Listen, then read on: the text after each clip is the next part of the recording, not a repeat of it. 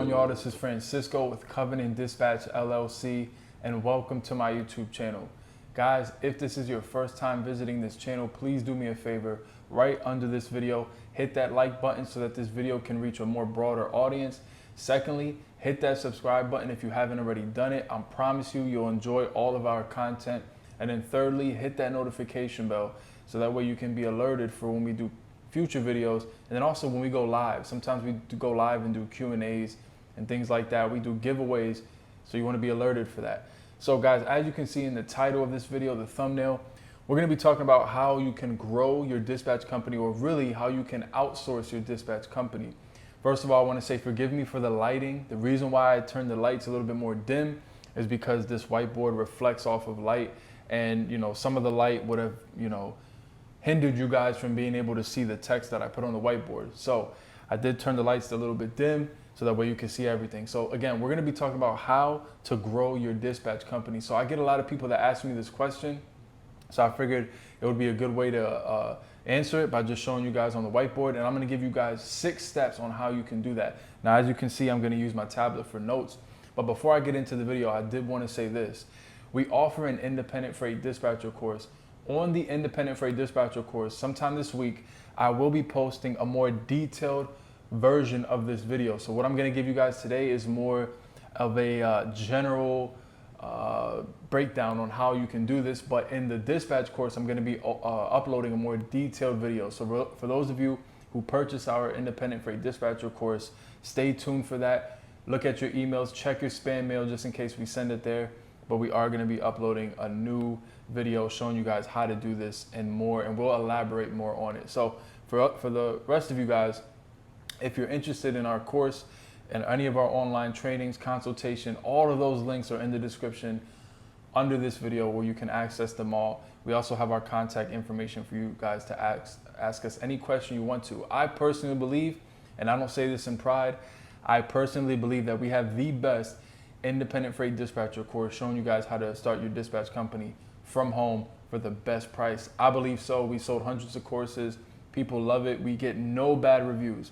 So you guys can check for your own self, ask any questions that you want to ask us, shoot us an email, but let's get right into the video. So number one, the best way you want to go about it when you're outsourcing or growing your dispatch company is make sure that you have at least 10 to 15 truck clients. So really, I should have put maybe carrier clients, but you want to make sure that you have at least 10 to 15 clients. Reason being, I had an individual ask me recently, they started their dispatch company, and I think they have about 4 trucks now, and they started to ask me how they can outsource their company. Now, of course, it's good to always plan ahead and know how to outsource before you get to that point. However, if you begin to outsource, let's say at 6, 7 trucks, well, what happens if 3 trucks go down or 3 trucks decide not to use your services no more? Now you're back down to about 3 to 4 trucks or somewhere around there.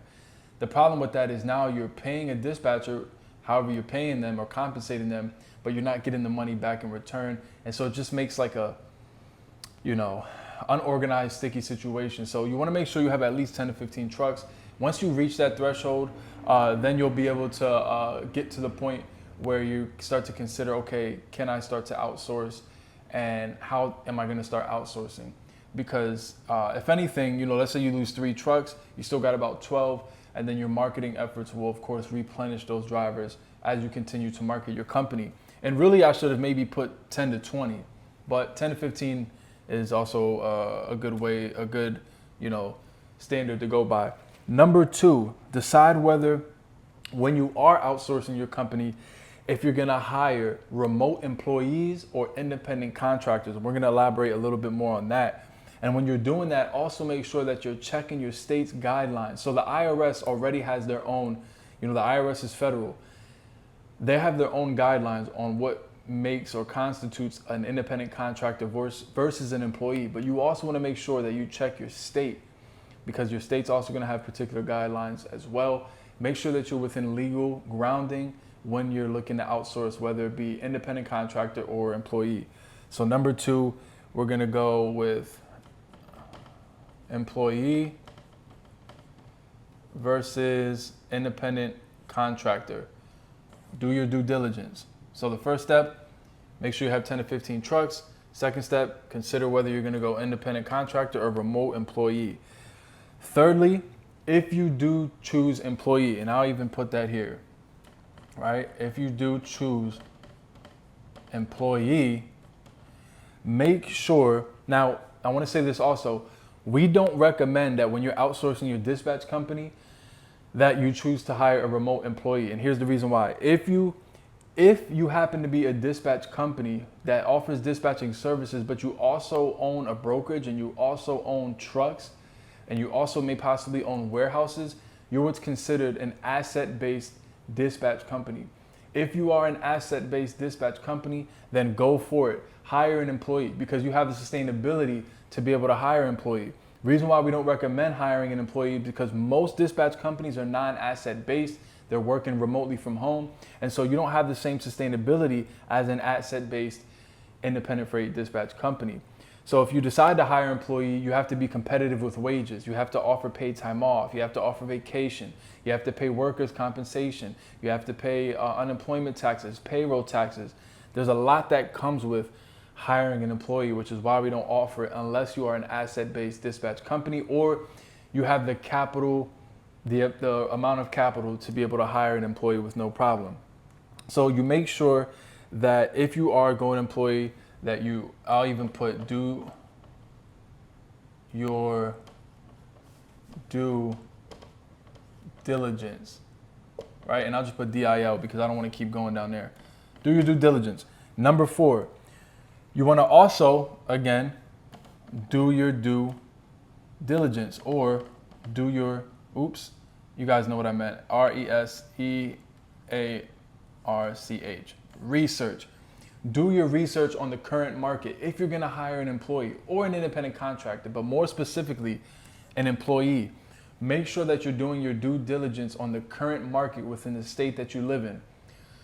For example, if I live in Pennsylvania and the current dispatchers employees are making, let's say, $45,000 annual salary base pay, for entry level. Well, if you're looking, of course it goes by experience and things like that. But if the entry level or just the average salary is $45,000 per year, and you go ahead and offer $35,000 a year, you're 10% below the average. It's going to be hard finding an employee. And then it could be 45, and you might be trying to offer $55,000 a year. Well, then you're going over the average, and now you're paying more than what you really have to. And so that's why we say do your research, do your due diligence, especially if you're going to hire an employee, because it's a little bit more complicated when you do that. So number 5 is if you choose an independent contractor, and we'll put IC for that. We'll even put 1099 because that's the form you have to fill out for your independent contractor, the tax form. If you do that, make sure that you pick a specific game plan. Pick a specific game plan as far as what are you going to pay your independent contractor? How are you going to pay them? Are you going to do splits? Are you going to do commission? Are you going to do a base pay plus commission? How are you going to do that? Again, these are things that we're going to elaborate more on the video that I upload to my independent freight dispatcher course. But just to give you guys an overall understanding, how are you going to do that? Pick a game plan and execute that game plan. The other thing that you want to do and take into consideration when hiring an independent contractor is make sure that you have a proper contract or agreement with that person, that individual. If you're hiring a independent contractor, let's say somewhere in Illinois, and they got, they're great at dispatching, they're remote, but you want to hire them on as an independent contractor, you have to have a contract with that independent contractor. So seek legal advice, proper legal advice, and have them write you up a contract based upon the stipulations of your agreement with them, and make sure that they sign it so that there's no issues in the future as far as legality goes. So make sure you have that. And I'll even add that here, contract. Make sure you have a good contract with them. And then lastly, you want to make sure that you follow freight broker model. Now, what do I mean by that? I'm going to piggyback off of number 5. The way that you can hire independent contractors and figure out the game plan for how you're going to pay your independent contractors, you guys can actually follow the freight broker model. Now, what is the freight broker model? Let's see if I have some room over here. So if I'm a freight broker and I'm looking to expand my company, some freight brokers actually offer agents to get on board with them and utilize their operating authority as a freight forwarder. Now, when agents do that, they're able to work under that freight brokerage and still broker their own clients, utilizing that broker's basically platform. If we can narrow it down to that, terminology, they utilize their platform. Now, here's how a freight broker might do it. There's two ways. Number one, a freight broker is going to pay a base pay plus commission. That's how some of them do it. Then secondly, some pay commission only. Now, what determines whether they pay those two ways? I'm gonna share with you, we just talked about it a little bit earlier. If a freight brokerage is an asset-based freight brokerage, that means they own warehouses, trucks, they're a freight forwarder, they have carriers, they own the whole 9 yards. They have more sustainability to be able to give you a base pay, and the average will be somewhere around $60,000 to $70,000 salary annually, and then they'll give you, let's say, anywhere from like a 10 to 13% commission split on what is paid after the broker negotiates the rate with the shipper, and then after they pay the carrier. That's what they would split. And we're not going to get into detail on that because I don't want to confuse you guys, but we'll elaborate more on our for those of you who purchase our dispatch course, stay tuned for this. We're going to get into more detail. But so if you're an asset-based freight brokerage company, you're going to pay commission and base pay because you're able to do that, and you have more room for compensation and growth. If you are a non-asset-based freight brokerage company, you're going to pay commission only because you don't have the same amount of sustainability, and these are where you'll get your higher payouts. So you'll see your 70-30, 80-25, or 80-20 splits. So what that looks like is this, and before I get to that, the reason why I'm talking about freight brokerage companies is because as a dispatch company, you can follow that same model, if you will, on paying your dispatchers and outsourcing your own dispatch company. And so now going back to what I was saying earlier, if you're an asset-based freight brokerage, once again, you're able to pay more. And then if you're a non-asset, you're not able to pay as much, but you can pay higher percentages. So what would that look like? If a freight broker, and I won't even write this. A freight broker goes to a shipper, they negotiate a rate. Once they get that rate, they have to find a carrier to ship that load. Once they pay the carrier to ship that load, the difference on that amount is what the freight broker would split with the freight broker agent. You guys with me? So if you're a dispatch company, you're not negotiating with the shipper. You're just saying, hey, we charge 6% on this amount. So let me give you an example. Let's say you're a dispatch company, right? And I'll just put DC for dispatch company. If you're a dispatch company, and let me erase this a little bit. If you're a dispatch company, you're going to charge, let's say, 6% of whatever the carrier makes, right? Whatever the carrier grosses for that amount. So let's say it's 6%, and let's say they make, 8,000. Let's say the driver makes 8,000. Now, I'm not a good person at math, so I'm just going to quickly pull this up on my tablet. But if they made 8,000 and you charge 6%, that means you made, and I'll go down here now, that means you made $480.